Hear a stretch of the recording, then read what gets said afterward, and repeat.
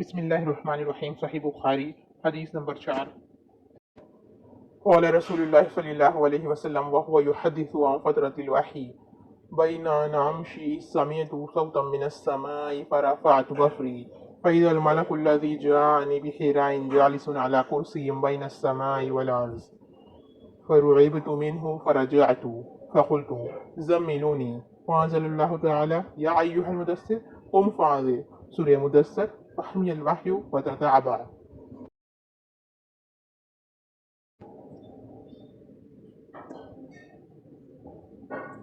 ترجمہ آپ صلی اللہ علیہ وسلم نے وحی کے رک جانے کے زمانے کے حالات بیان فرماتے ہوئے کہا کہ ایک روز میں چلا جا رہا تھا کہ اچانک میں نے آسمان کی طرف ایک آواز سنی اور میں نے اپنا سر آسمان کی طرف اٹھایا کہ دیکھتا ہوں کہ وہی فرشتہ جو میرے پاس غار ہرا میں آیا تھا وہ آسمان و زمین کے بیچ ایک کرسی پر بیٹھا ہوا ہے.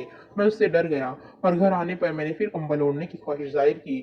اس وقت اللہ پاک کی طرف سے یہ آیات نازل ہوئی: اے لحاف اوڑھ کر لیٹنے والے، اٹھ کھڑا ہو اور لوگوں کو عذاب الہی سے ڈرا اور اپنے رب کی بڑائی بیان کر اور اپنے کپڑوں کو پاک صاف رکھ اور گندگی سے دور رہے. اس کے بعد وہی تیزی کے ساتھ پے در پے آنے لگی.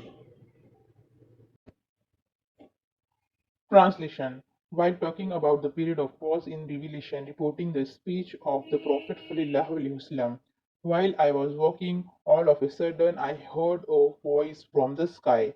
I looked up and saw the same angel who had visited me at the cave of Hira, sitting on a chair between the sky and the earth.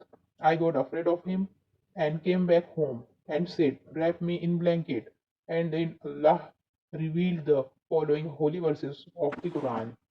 O you, that is mohammadﷺ, wrapped up in garments, arise and warn the people against Allah's punishment up to and desert the idols.